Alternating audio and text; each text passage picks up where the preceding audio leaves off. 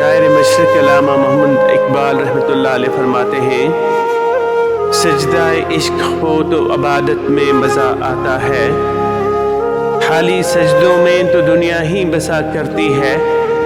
لوگ کہتے ہیں کہ بس فرض ادا کرنا ہے،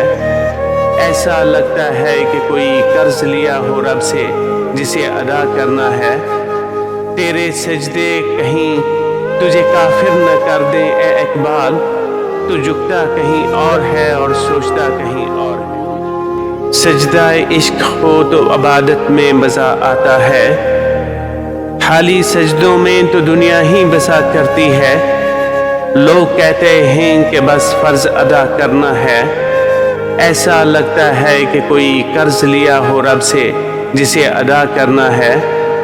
تیرے سجدے کہیں تجھے کافر نہ کر دیں اے اقبال،